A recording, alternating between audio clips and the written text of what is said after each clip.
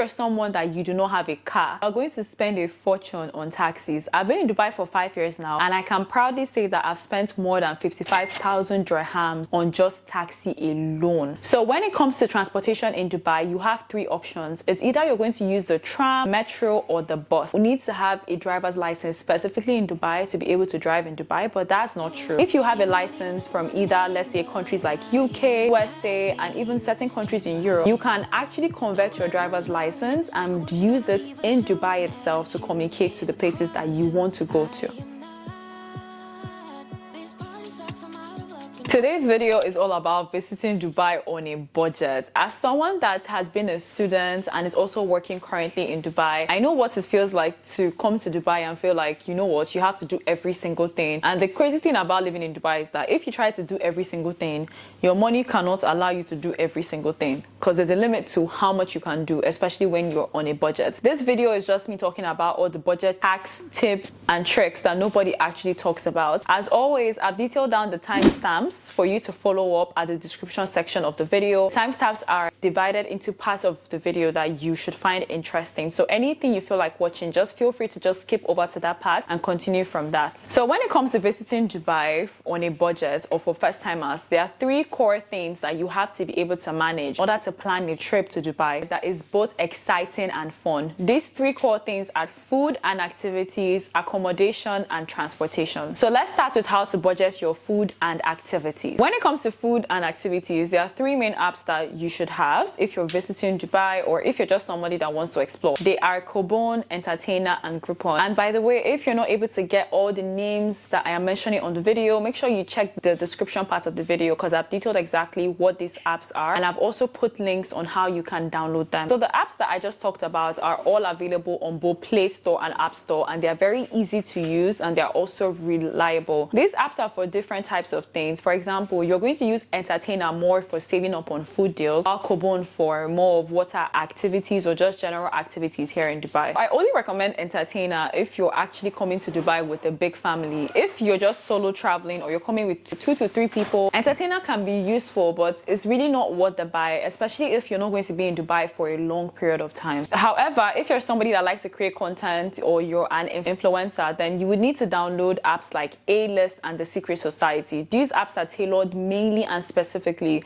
towards creators that love to go out. So what happens here is that these apps are going to give you free spots to visit in Dubai. So they will cover your breakfast, your lunch, your dinner, whatever it is. But in return, you have to tag the restaurants and the places you visit on either your Instagram stories or on your TikTok. To get into these apps, you need a certain level of requirements. For example, the Secret Society only takes users that have 1,000 plus followers, while A-List is more suited for people that have an audience both on Instagram and on TikTok. I don't recommend anybody that is not active on Instagram to sign up to these platforms, because the truth is that they will end up rejecting you. If you've been looking for a condensed guide that shows you everything that you can do in Dubai, from breakfast, lunch, dinner, just want a guide that shows you exactly the real Dubai life and things that are worth trying, make sure you download the guide I have left below on the link in my bio. It's called the Coming to Dubai Guide. So I made this guide for first-time users or first-time visitors that are just starting off in Dubai and want to make the most out of their trip here. Moving on to the second element that you have to manage if you want to go to Dubai on a budget. This element is transportation. I have said this a lot on my TikTok videos, but transportation in Dubai is crazy. If you're someone that you do not have a car, you're going to spend a fortune on taxis. I've been in Dubai for 5 years now, and I can proudly say that I've spent more than 55,000 dirhams on just taxi alone. With 55,000 dirhams, I would have been able to buy both a car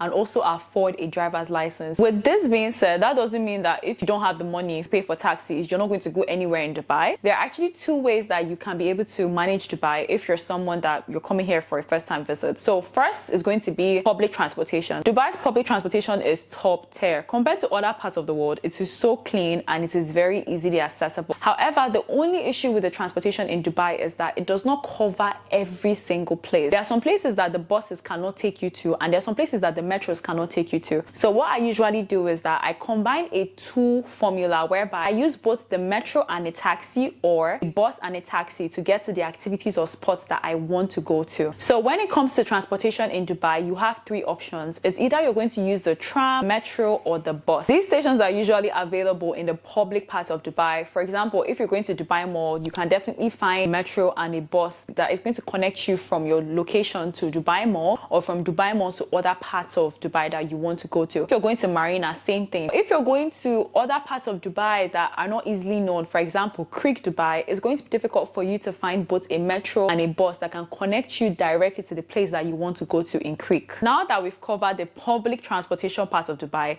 let's get into the other part of Dubai, which is actually driving in Dubai. A lot of people feel like you need to have a driver's license specifically in Dubai to be able to drive in Dubai, but that's not true. If you have a license from either, let's say, countries like UK, USA, and even certain countries in Europe, you can actually convert your driver's license and use it in Dubai itself to communicate to the places that you want to go to. Just to add, there is also an international driver's license that you can also get if you are a tourist coming into Dubai. Now that you guys have an idea of the kind of license that are available for tourists, now the question would be, okay, where can I get a car? Where will I rent this car from?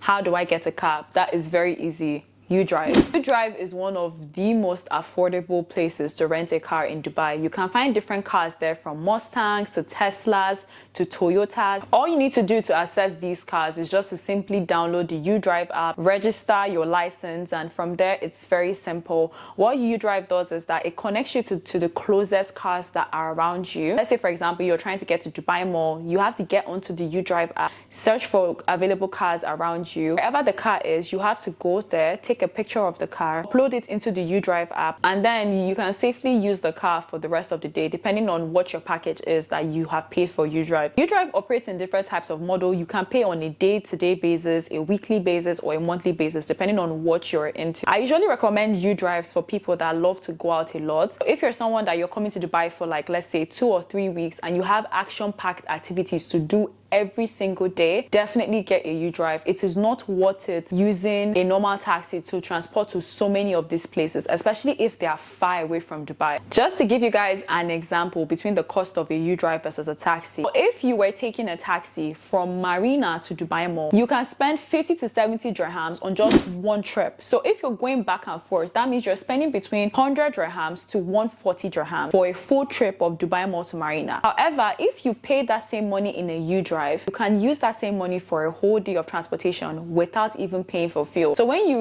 range both of them, a UDrive is definitely the better option. But as I said, it's only for people that either have an international driver's license or they are citizens of other countries, like, let's say, UK, US, and other European countries. Now let's get into the third item that can help you manage your trip to Dubai cost effectively, which is accommodation. When it comes to accommodation, there are two things that I always recommend people to look out for. One is the proximity of your hotel to a metro station, and the second thing that you should be aware of is how old the hotel is.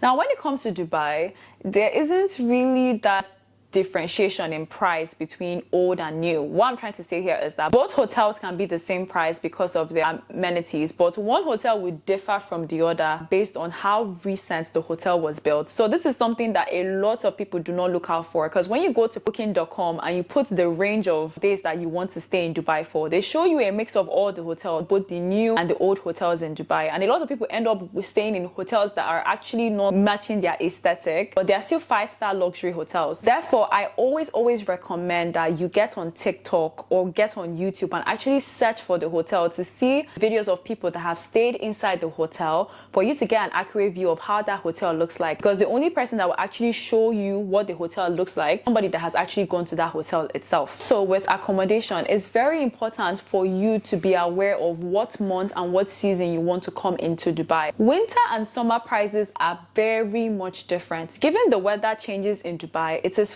far cheaper to explore Dubai during the summer than it is during the winter. Some accommodations that you see during the summer that are very affordable can actually double or even triple the prices in winter depending on how the season is looking like. So if you're planning a trip to Dubai, I recommend that you look towards March to April, because during that time the new year has already passed, Valentine's Day has already passed, so the amount you would pay would not be as much as you would pay during months like January or even December. But if you decide to come to Dubai later than April, then it's too sunny and you won't even be able to make the most out of coming to Dubai. So I always recommend that you come to Dubai either between February end to March start or March start to April end. I hope you gained a lot of value from this video. If you did, please like the video and subscribe to the channel. Definitely helps out a lot. If you have any questions of any of the points that I just mentioned, feel free to drop me your questions on the comment section and I will definitely get back to you. I'll see you guys in the next video. Stay safe and I love you all. Bye guys.